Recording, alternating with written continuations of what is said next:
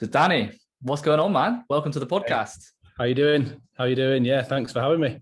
Anytime, man. It's great to have you on. I know that me and you have actually been speaking quite a lot throughout Twitter and connecting, and now we've got the chance to kind of chat on here, which is awesome. So, Danny, for the people that may not know who you are, do you just want to give a bit of a brief overview of Danny Buck? Yes. Okay. So I am Danny Book. I own three brands under a holding company called Brand Builder. Uh, One of the brands you may or may not heard of is a company called Crafted London. It's the biggest men's jewelry brand on Shopify now. Other than that, we own a sunglasses brand called Circular and a female jewelry brand called Honu.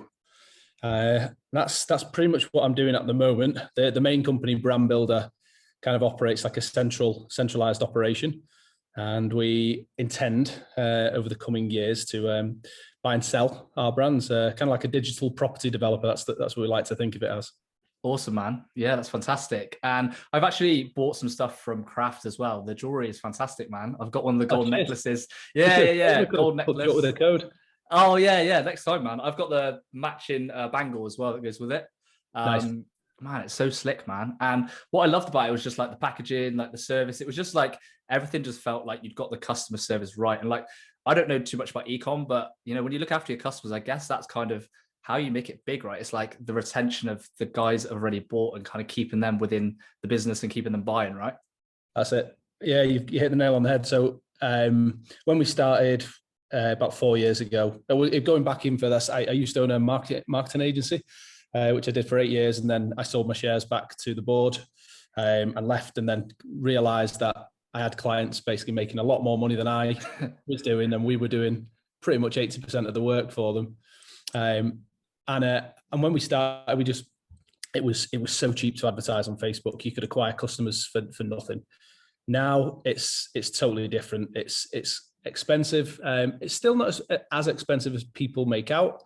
I feel that the people that are really shouting about it going really expensive is because they haven't got their operation right, or the margins are right, or however they've got their funnel set up. It's a lot more expensive than it was, but it's still. Setup mode is off. Just a moment. Sorry about that. Speaker, there we go. Go on, sorry about that. Sorry. And then yeah, so it's not as expensive as some people make out, but it's a lot dearer than what it was. So for us to really get that return on ad spend down, or to get our cost per acquisition down, we do immaculate customer service. We really focus on retention. If something happens, we replace things straight away. We'll give people lifetime guarantees on the products, like just all that sort of. We really invest in the product up front as well. Yeah. So we could make our products cheaper if we wanted to, but again, we want people to get the products and go, oh, that's actually better than I thought it was going to be. Like that's a really good product. They tell 10 people, and that's when our cost per acquisition comes down. For sure. Yeah, that makes a lot of sense. And then Danny, were you always destined to be an entrepreneur then from a young age? I mean, what were you like as a kid? Oh, do you know, I really don't like the word entrepreneur. I know. Obviously, it has a lovely stigma to it. But yeah, I just for me, it was never about like I want to be an entrepreneur, like that sort of thing. It was more about freedom. So for me, it was creating freedom, no matter what it would take. I've never been one for abiding by rules that I don't want to do, or doing things that I don't want to do. I'm not like spoiled or anything. It's just more I know what I like. I know what needs to be done. I'll focus on that route. So it was about freedom, which mainly developed into travel. So for me, obviously, COVID completely wiped that out. But for me and my wife, that's what we love to do. So it's not been about being entrepreneurial or anything. It's about making money. I mean, we had an American Express, or we still do, platinum card, but we can't use it at the moment. And we just called it the fun ticket. It's literally what we would swap. We'd spend money on advertising or whatever we would do, accumulate points, and then have that fun ticket to go and stay in the world's best hotels and eat at the nicest restaurants, which I know we'll get on to, and that's why I'm not as fit. And it's always been about that. That was where I got it from. It was I wanted freedom. I didn't want to. It's not that I kind of shit. A lot of people shit on the 9 to 5. It's not about that. It's not about shitting on people who work for other people. Because I would work for somebody if they created a culture like what we've created. I would work for this company. Because everyone's got the same rules as us. There's no 9 to 5. There's no working hours. There's just a job to get done. And if you do it and you finish it at 1 o'clock and it's sunny outside, then go outside, go and open a bottle of wine, do what you like. It's just results driven, and all the shackles are off. Nice freedom based culture.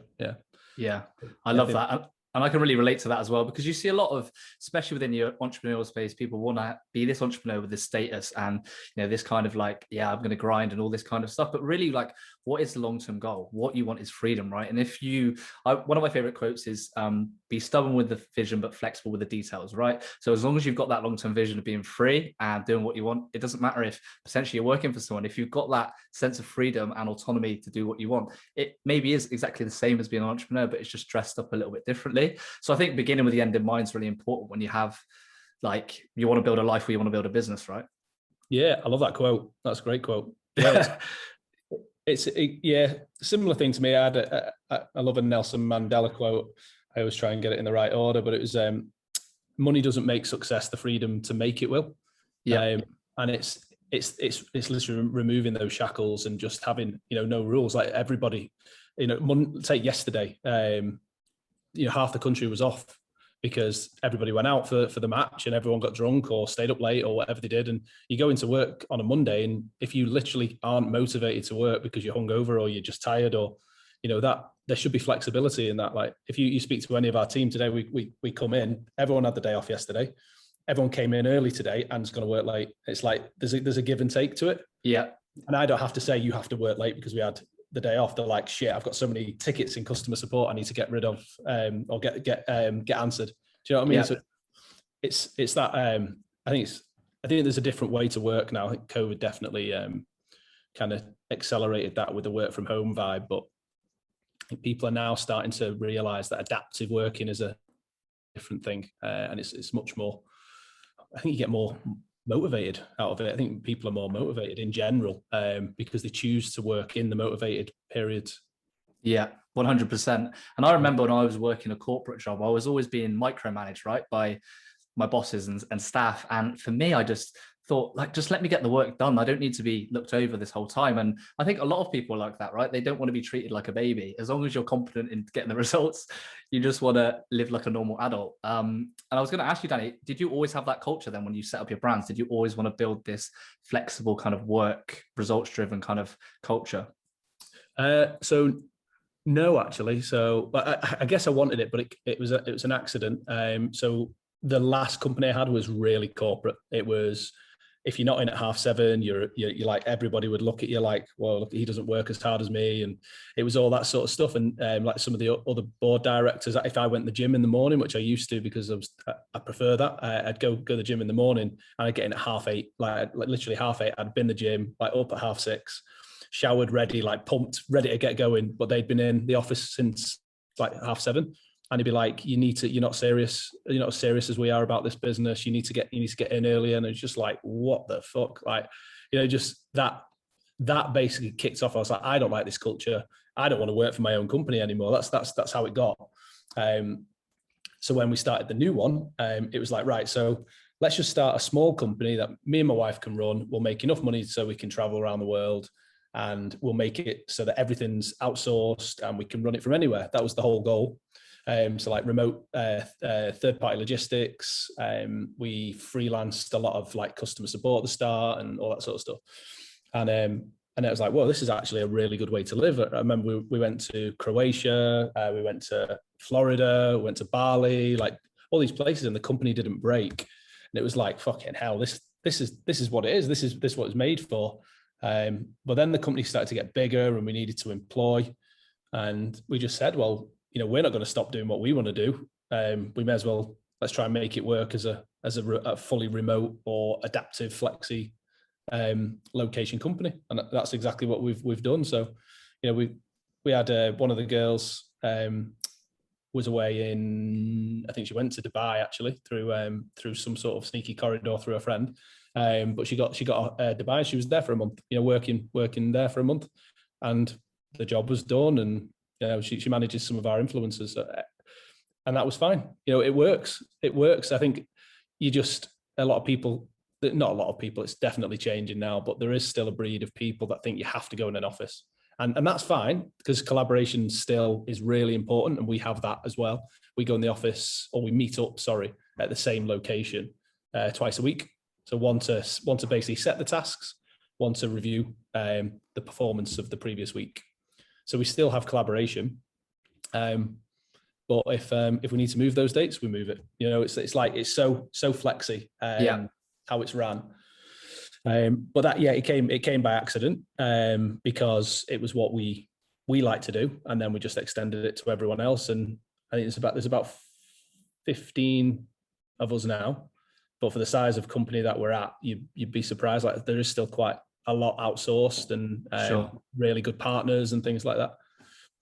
But that we're like an agency in how we operate in some respects, but we only have our own brands as clients.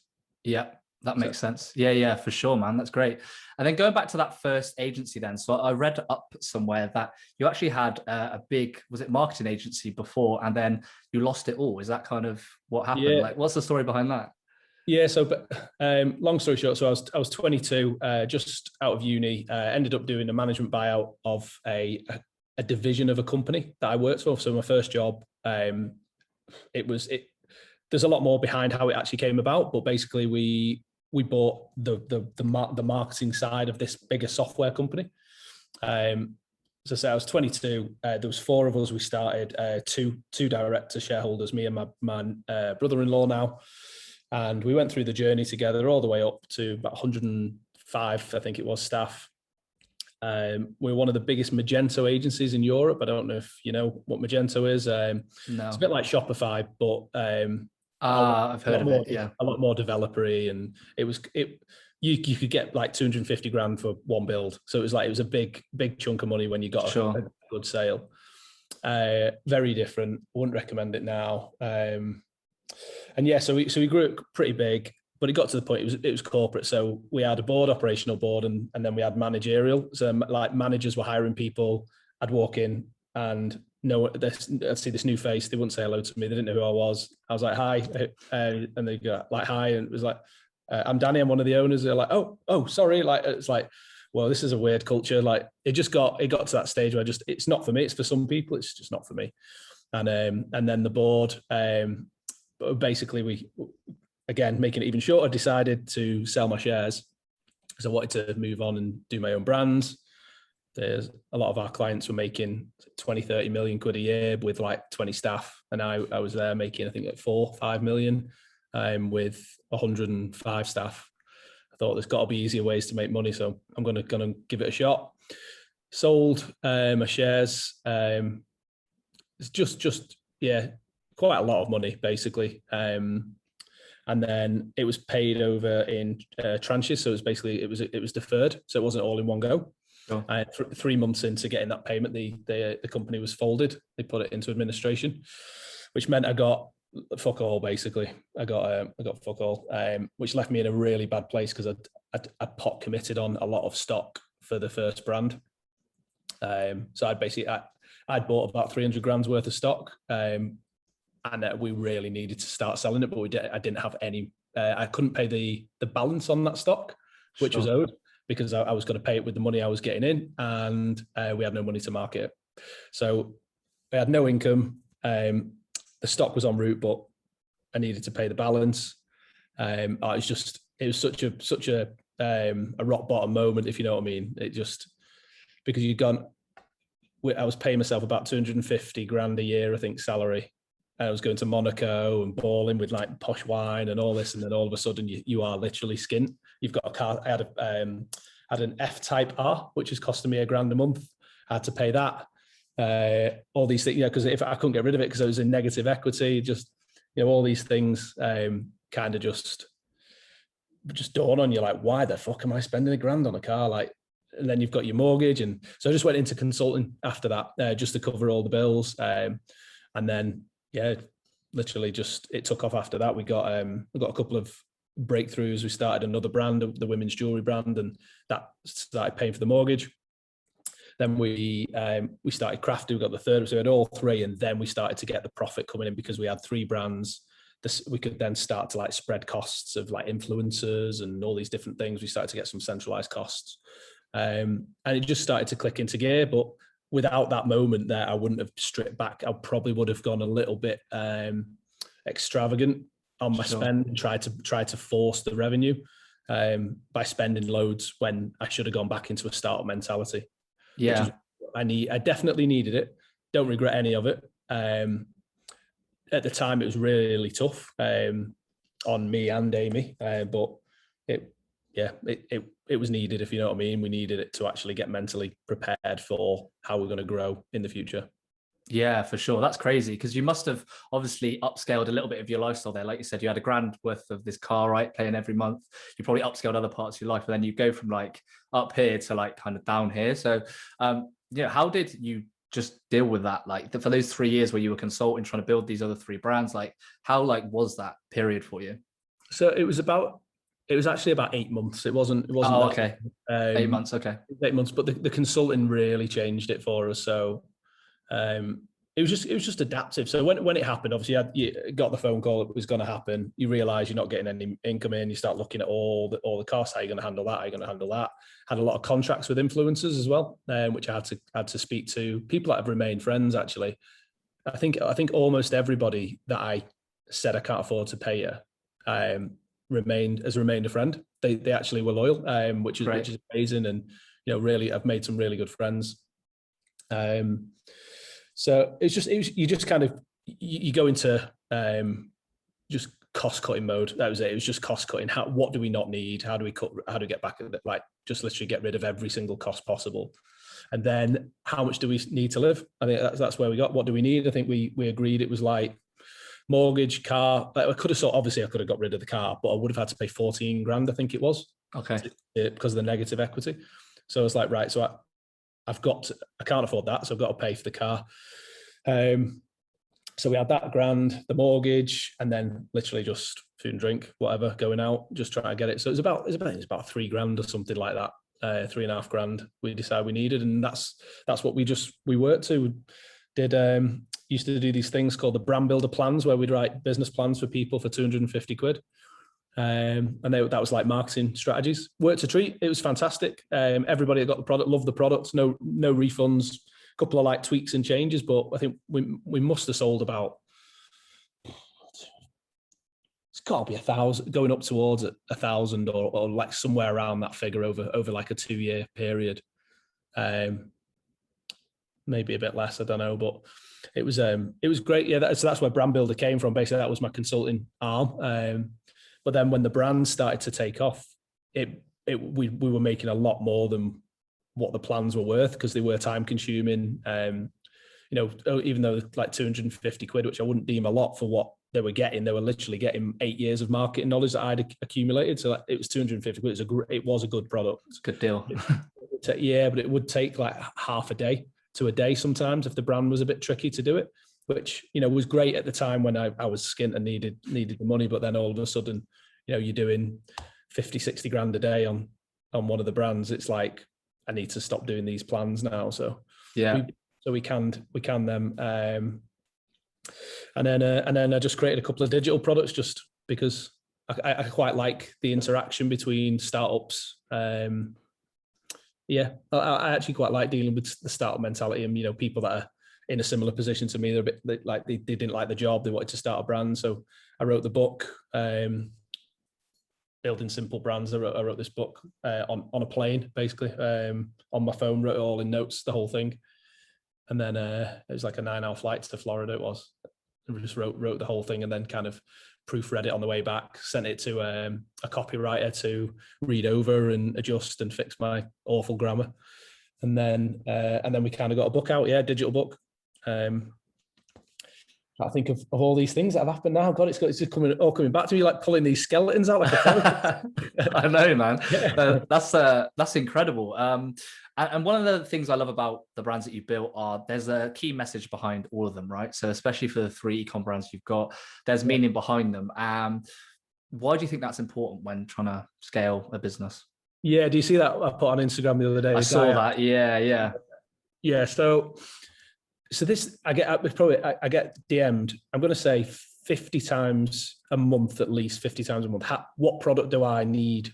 What product do I start a brand with? And it's like, you feel like saying, if you can't think of a product, you've literally got no chance at all. Like if you can't even come up with a product. But what I decided this time, because I was getting asked so much, I thought, these people are actually struggling here. They need to understand it's not about the product. It's about, of course, it's about the product, but the product follows the brand, in my opinion. So the brand for me is about something that's meaningful, because pretty much everything's been done, unless you're innovating a brand new technology. Pretty much everything's been done. You can, is that a preview T-shirt you've got on there? Like it is, yeah. T-shirts are done, sunglasses are done, jewelry's now been done, watches have been done, streetwear's been, like everything's been done. So how do you create something that's unique?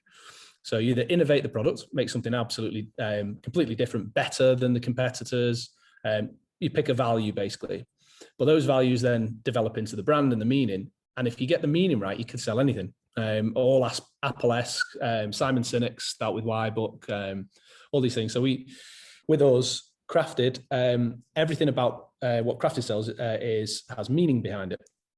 So every pendant, it's like, although like our products have been ripped off everywhere, like people like our products more because of the meaning that's behind it. Everything's got a story, and we could, if we wanted to, we could move into streetwear or hats or whatever. Don't know if we will, but we could because the brand has got an identity now. It's a symbol of self-belief. That's what we say. Circular is, we were one of the first people before everyone did it to start talking about not wanting to pay BS markups. So being ripped off, exposing why pay 100 or even more, 350 quid for a pair of sunglasses when you can get all these things removed and then get the exact same pair of sunglasses, the exact same material, the exact same lens for that price. It started with watches, by the way, Circular. So we did that with watches. And then Honu, its mission is around saving the ocean, saving the sea turtles. So again, if we wanted to do hoodies, we could do hoodies. And I feel like those, you get a stronger purpose behind it. People are a bit more motivated to actually work with the brands as well and be a part of the brand. But it allows you to attach yourself to a niche. So when you're doing content creation or you're designing your ads or your social media feed or an email or whatever you're coming up with, you think, does this fit with the person who likes this purpose? So we find that helps. Although the customer buys the product, and of course, like if the product's shit and the meaning's amazing, then they're just going to return it. So product has to be good, but without the meaning, I feel you can't stand out in the market anymore. Yeah, for sure. That makes a lot of sense. And especially when people say, like you said, the market's saturated, you always get that, especially within the fitness industry, right? It's kind of like, well, the thing that's going to make you sell is uniqueness, right? That's your USP. It's the story and the meaning behind your brand of what you've got. It doesn't matter how many other people are within that industry, right? Like as long as you can differentiate yourself in some way, whilst obviously delivering that quality product, you're going to stand out to a certain demographic of people that buy into that message and that meaning, right? Yeah, you're the reason I started speaking with you was because of that. You've got attachment. So you've got like, well, I'm that guy. What you say in your Twitter bio, I'm like, well, I'm that guy. How does he make it work? And then you're like, you start bringing in the whole alcohol thing, which you said, like you've got some people that are like, no drinking. Like, come on, like, is that really the light? Yeah, I know some people don't drink and all that, but like, if you want to drink and you enjoy a drink, how do you make that work? And that for me, that attachment, that niche that you've got, that's perfect, because there's thousands of people like me. You could be a multimillionaire off just dealing with just that niche. So sure, why broaden it? That's it, man. Exactly. And I always found that I was training, going down the mainstream fitness route. And I thought, you know what, there's a group of people that really need my help, busy business owners, professionals and execs, right? They don't want to spend hours in the gym, right? They don't want to give up their wine on a Friday night. They don't want to actually look like a bodybuilder. You know what they want is they want to look a little bit leaner, look a bit better when they take their shirt off, but also have balance within their kind of life, right? Because it's big for their lifestyle as meeting clients or whether it's going to conferences and that kind of thing. So me trying to purpose my content towards that, like made me find my niche quite easily. But yeah, no, I appreciate that, man. Thank you. That's great. And then in regards to the brands, and so when you started them out and you started to scale very rapidly, what do you think was the key thing that caused you to scale these brands to where they are now? What do you think that was the biggest kind of thing that had the biggest effect for you? I think positioning is probably the biggest part of it. We picked our spot and we went hard in that spot. Simple as that. We tried taking crafted. We tried women's jewelry, and we're like, we just don't want to own women's jewelry. We want to own men's jewelry, and that's it. And timing as well. We have the market is a little bit outdated. The high street jewelers are crap online. We just took the online space. I think that the timing and positioning for me, keeping it simple, like just picking, like exactly what we just spoke about then, like picking a bit that you want to own, and then just owning that space. I think that's how the market has got bigger. So men's jewelry has got bigger, but when it got bigger, i.e. COVID, and the shops closed, we were there. So it made a big difference. But we're on the way up without it. But I feel like that's been the main driver for success. That innovation, we're really strong on products. Like we have a product roadmap that's like 12 months long. We know exactly what's coming out for the next. I could tell you next February what we're doing for Valentine's Day. Like we're really good on that in terms of innovation. And we look forwards. We don't look at anybody else. We just look at ourselves really, and how, what did we do? How could we improve ourselves? I feel like we've become pretty strong pioneers in that respect. The competition, something like that we've got, are great. A lot of them are really good. I think they're now starting to decide where their niches are and things like that. But for us, it's it's the position that we chose our spot, and we want to own it. That's simple as that. Yeah, no, that's awesome, man. Fantastic. And in regards to brands, then, are you thinking of launching any other brands soon? Not at the moment. Not at the moment. Not until we kind of. I guess it's a bit like you've just done like 30s on the bench, and you're like, you can't do 35s, but you could maybe do 32 and a half, but you don't have it. You don't have them at the gym. So it's a bit like, you know what I mean? It's a bit like we can't get another one. We could probably get like half of one, but we can't get another one yet until we just do a few more reps. Basically, we need to expand a bit before we do. And just because I think the other way we could start a new brand now, and what the other brands are doing, a startup would be a lot of attention and not a lot of reward for the first year. But the other brands we're there now with them. We could literally we could double those. There's a lot. We're more about expansion of what we've got at the moment. Yeah, for sure. You've already got leverage in the brands that you have, right? So it's better to focus on that. Yeah. Yeah. Fantastic, man. So let's move on to health and fitness then, man. So, running 3 companies, being a pretty social, busy guy, man, like what's the importance of fitness to you, man, like in your life?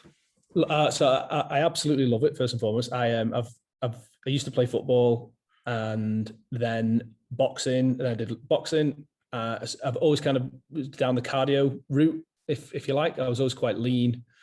Then office job kind of started to spoil that, like curved spine. You can see I'm even doing it now. I'm trying not to do it, but even doing now.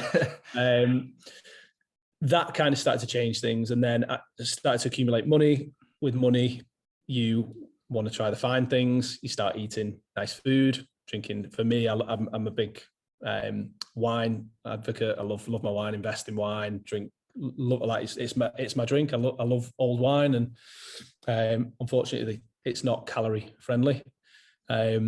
So I would say, like, I love it. I was when I played football and did boxing, I was okay. I didn't really notice it, but then when those stopped, like I had problems with my knees. So then I had to stop the cardio stuff. Really can't really like run on a treadmill or anything like that. Can use the bike.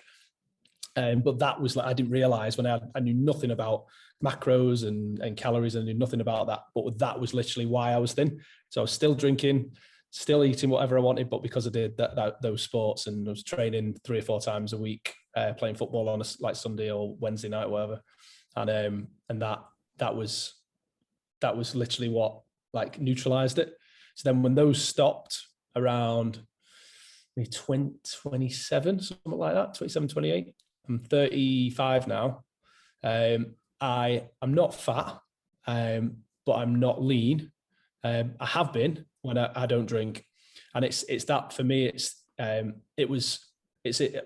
I'll try and go to the gym as much as possible, and I do go to the gym. It was about the barriers for me. So the barriers to the gym were it's dark outside. I've got to go and get in my car. I've got to drive for 15 minutes, then get in the gym. So I'm going to build a gym in my house. So I've just removed, say, half an hour of a barrier. Means I can get in the office or start work quicker because I've got a gym in the house. So we recently moved, and then we're just in an apartment. We've built a gym, like a full gym in the apartment with all sorts. I think I've sent you a few videos asking questions, what I can do and all that sort of stuff. And for me, that's a game changer because I go in the gym. I probably go in the gym six days, some weeks 7. I'll always do something, always do something, whether it's half an hour on the Peloton or a full hour-long push session. Like I will always do something in the gym now because it's there and it's so easy. It's at the end of the hall and I can go in 6 in the morning or 9:30, or it's always before midday because it's there. There's no barrier. That was a big game changer. It definitely costs more than getting a gym membership, but for me, having a gym membership, although the equipment's great and all that sort of stuff, it was a barrier, and it's just me. I know, as like, I've got about an hour before I need to start work. I can't get to the gym and back, so I'm just going to not go to the gym today, and that would happen way too often. For sure. Yeah, and even though that, like you said, that's a bit more of an investment than paying for a gym membership. If you're not going to use the gym membership, then it's not a good decision anyway, right? So yeah. The cost per session was definitely dearer. Yeah, exactly. Yeah, for sure. So the fact you've got that there is great. And then you said that you have some goals that are physical, but kind of what role does kind of exercising kind of 6-7 days a week play in kind of like your mental well-being, right? And kind of the mental space. Yeah, big one for me. So it's always it's just about happiness, releasing the happiness chemicals. So like if I'm in a mood about something, I can get on a Peloton and put the Tina Turner ride on, literally, and go nuts on like that. Do you know what I mean? Or something stupid like that. And you get off it and you feel amazing. Or I'll go and do some weights and just feel like a release, has just come out. That's why I do it in the morning. That's why I prefer to do it in the morning, because it sets me up for the day. A lot of people say, I know it's getting a bit cliche now, but it's so true. That and vitamins. I'm quite holistic with vitamins and what I take. Ashwagandha one you recommend seems pretty cool. Yeah. Other than that, it's literally just the vitamin suites of B, C, D, and then a couple of multivit type things. But it's that combined, like that start to the day. So go in the gym, making a protein shake or like some form of smoothie, having the vitamins, shitload of water, and then you just feel a different beast going in the office. Or if we're not going in the office, we'll just going on a call or wherever I'm going to work that day. You just feel totally different. I think you approach things, you solve problems better, and without a doubt, your relationships with your team and wife or whatever, anyone you interact with it's in a better space. Yeah, that's amazing. One of my favorite quotes is from the book Guerrilla Mindset by Mike Trinovich. Have you read that book at all? No. And he says basically, the 1 hour that you work out in the morning is what gets you through the extra 23 hours of the day, right? Like, and I love that quote because it's right. But when you've done a morning session, you've taken your vitamins, you've drunk your water, you feel like up there compared to where you were down there. Like other people are dragging themselves up, they're still tired, right? They're logging on like that half asleep. You're at a different kind of level because of just working out for an hour in the morning, and that kind of coupled up and compounded over the space of months, that's going to do wonders to your productivity, right? Exactly. Yeah. And another thing that I've learned from you as well is just the sleep as well. So I've always had a view like you need to sleep, but it was more like 6 to 7 hours, whereas now I don't know whether it's them ashwagandha things, but I'm having like 8.5 hours, like 9 hours sometimes, like epic. And just right through the night, and you wake up like you're ready. You're not knackered. You're energized, but you're in such a good mood. So I think the three, just for me, it's the exercise, the nutrition, the immediate nutrition. I don't know whether it makes a difference, but it's mentally for me. It's like I've been in the gym. I want to get all the vitamins in me as like straight away, load of water, and then the sleep is that gives me, if I work, I probably work 6 to 8 hours. So what's that? Like, gives me what, 16 hours or something like that, to sleep and to do all the shit, go in the gym and all that. So there's plenty of time to do it. I feel like people get up and they want to race to work to get work started when there's plenty of time to do the work. You just got to ease up a little bit, I think. And some days, I was saying, if I literally have an amazing sleep, I get up at 8 or 7:30, and then I can't have any coffee at the moment because I'm in the teeth whitening thing, which you know about. But well, I have this little. It's actually got ashwagandha in it. It's like this little chocolatey thing. It's not hot chocolate. It's like some sort of, I don't know, like a chai tea sort of thing. Sure, yeah. I'll have one of them, and then get in the gym at like 9:30, start work midday, get everything done. It means nothing what time you start work, in my opinion. I think we've talked about it with the office stuff, but for me, exercise comes first. I try not to open the laptop at all before I've exercised, and then that just, like you say, just sets you up for the whole day. Yeah, for sure. I love that. One of my favorite tweets I saw from a guy called Dr. Cam, he basically said, before you be a CEO, you need to be a CEO of yourself, right? So get 8 hours sleep, eat a nutritious diet, exercise 3 to 5 days a week, socialize 2 to 3 times with people that you love and your friends and family, right? And like, I think that then there's a big shift now going from, especially because sports science has come in, and especially the work that I try and do with clients, it's away from this kind of hustle 24/7 culture, right? And work yourself into the ground to get results, and like the more that you suffer equals the more output, right? And I think that that's a bit of a myth, right? I don't think that that's the way that it has to be. Of course, there are days you have to sacrifice, you have to work a bit harder, but if you can optimize your health and you can optimize your performance, your mood, and your body, essentially you're actually producing a lot more. You're going from a guy that could be working at 60% to now working at 100, and that's going to make the hours that you are working more productive, which means there's more free time to do the things that you want. So it actually works as a big advantage if you're just willing to kind of do that initial work to get the habits built. Yeah, exactly. I mean, for me, I find the hardest part of it is the enjoyment, like the food and drink. I think that's the hardest part. So when it's kind of a hobby for me. I love Michelin star restaurants and I love nice food, nice wine, all that sort of stuff. But all equally, if we do something amazing at work, we have a record day or we're doing a big launch, you want to go out, sit in the beer garden when the sun's out, have a few drinks, enjoy, or go on holiday. And then, all of a sudden you're on holiday, you fancy a little beer around the pool. And that's the bit for me, which I struggle with. I can go in the gym every day if I want to, or do the exercise every day, but I still don't get the body I want because I fall off on that side, on the. Sure. So recently what I've been doing is having four, sometimes 5 days of 1,500 calories. Yeah. Hitting the protein target and doing that. I've told you about this, I think. And then basically banking calories. So the weekend, but with me, I won't go out and go absolutely like nuts. I won't eat cheeseburgers and all that sort of stuff. It's not necessarily the food for me.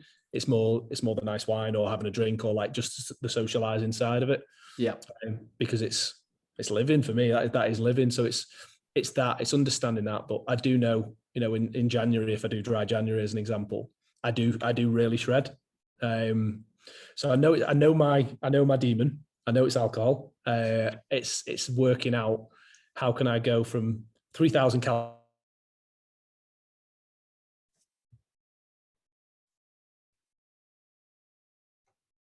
like that and then make a difference that way. Yeah, for sure, man, for sure. Sorry, I think the connection's a bit unstable. I just lost you there. So I just lost you. I got that bit. I think we're back now. Cool. Yeah, no, that makes sense, back, man. It's about having that kind of balance. And sometimes it's a trade-off, right? Like for me over the summer, I'm a lot more relaxed on my nutrition side because I want to go out and have beers with my friends and I want to go on holiday and I want to do this kind of stuff. And I actually have to, there's something that I sometimes say to myself, like, just accept the fact you're not going to be as shredded as you were when you were not going out and you were not having as much fun. And just be happy with the fact that you are living a balanced life and that you are still being healthy, because, you could throw it all out the window and say no, but the fact that you are adhering to some kind of regimen, or, at least keeping your calories lower in the week and having more on the weekend, then, I think that that's a good trade-off. And again, it's about what your definition of success is, right? Some people love to live that disciplined life all the time, but for most people, it's having that balance. It's allowing yourself to enjoy yourself and maybe having that little bit of extra fat and being okay with it, right? Exactly. Yeah. It's the bit between super lean and moobs. That's how I'm happy. Yeah. Somewhere in the middle of that. For sure, man. No, that's great. And then Danny, so what would your advice be to young, fellow potential e-com owners that are trying to build a brand? What advice would you give to them? So the number one piece of advice would be to don't do what I did and try and compete with the market leader. So looking at the market leader and going, whoa, they've just done 100 million. We need to go and spend loads of money, catch them up, beat them, do that. You've got to start as small as possible and go, how do I make enough money to quit my job? So if you whatever salary you're on, say someone's on 20 grand a year and their take home is what, 1,500 or something like that, 1,300 a month net pay. How do I beat that? And get to that point first, and then bank a bit of cash, and then quit your job, and then go full hog on going from level 1 to their level 10. But take the steps. Don't try and go, I'm going to get a 50 grand loan and I'm going to go and compete with that 100 million turnover company. And because you will just lose that money, because you'll be operating in a whole, you can't operate with their operation because they've built to that. And that was the big thing for me. You'd see someone, you'd share a screenshot, or you'd see an acquisition come out in the news going, fucking hell, they've just sold for 200 million and they had 80 million, blah, blah. And you'd just be like, I want to do that. I can do that. They're only selling fucking watch. You'd be like, they're only doing that. Look how, so I could, and you think it's very simple, but it's not. It can be simple, but it takes time to get there. So I think the best advice is work out what it's going to take for you to pay your bills, quit your job if you've got a job, and go from there. And literally build step by step. Don't run. Yeah, for sure. That's great advice. And then Danny, in regards to the personal brand, then you've built a pretty strong personal brand. How important do you think that is for an agency owner? No problem. So, and again, never set out to do it. Just enjoy talking with startups. I enjoy new ideas. To be honest, I enjoy someone coming in. There's a company called Nugs. I don't know if you've heard of. Heard of them, yeah. Yeah, so people like him, speak to him. He's now doing amazing. I think Jay-Z's just invested in his brand with different discussions. But yeah, so people like that. I love fresh ideas like that. And anything that's it's a chicken nugget, but you could say it's been done before, but they've innovated on it. They've done a different niche aimed at obviously vegans and stuff like that. So I quite like that sort of thing, and speaking with those because it's exciting to me. It's what I know. Honestly, if we ever meet up, we could speak about wine, football, or brand building. I'm pretty boring other than that. That sounds good. Yeah. So I enjoy that, and that's what I've done with my social. Just done that. Shared the story. It's also a bit of a memoir. I like to go through, and you get the memories, pop up and say, "This is what you did last year," all that. But in terms of having a personal brand, for you, it's obviously imperative. You need it. For sure. I could be quiet and still make the same money. I don't think it's too relevant to me, but I do have a strategy for it. My strategy is to continue doing what I'm doing, because at some stage, the people that I've been speaking to, I can invest in their brands, acquire their brands, or the other way, they could acquire me, like some of the people who are a different league to me and stuff. So that's my route for personal brand. It's to network with other brand owners, and when the time's right, I could be investing in their company, or the other way around. Yeah, for sure. I love that, Danny. Fantastic. Well, I want to say a big thank you for coming on today, Danny. It's been fantastic talking to you. Before we round off, where can everybody find you? Plug your brands, plug your socials, all that kind of stuff. Yeah, thanks. So Twitter and Instagram, the Danny Buck, BUCK, on both. And probably if I'm going to plug anything, it's my book is pretty good. It's just a story. about how that whole thing we talked about, how I lost the money, what we did, and then just a shitload of mistakes that I made, which you can learn from, like shouldn't have done influencer contracts. Like there's just a lot of things in there which I've gone through, which if you're an agency owner, as a marketing agency, you could pick up some stuff from that. Or if you want to be a brand owner, you could pick up some stuff from that. Even I had a really impressive testimonial from a girl. She's got an amazing brand, big turnover, fashion brand. Just tweeted me saying she literally learned loads out of the book. So I don't like plugging it. I don't need the money for it or anything like that. It's just there. It gets some good reviews and that. So check it out. It's only a tenner. Buys me a glass of wine in London. Awesome. Yeah, well guys, check that out. Make sure you follow Danny on socials as well. And yeah, Danny, thank you for coming on. Yeah, hopefully in the future we can get a gym session in, have some wine together and catch up, man. Yeah, I'll bench press one of your dumbbells. For sure, man. Well, Danny, thank you for coming on. Guys, please give this podcast a 5-star rating. Subscribe if you have not subscribed yet, and I'll speak to you soon. Cheers. Thank you.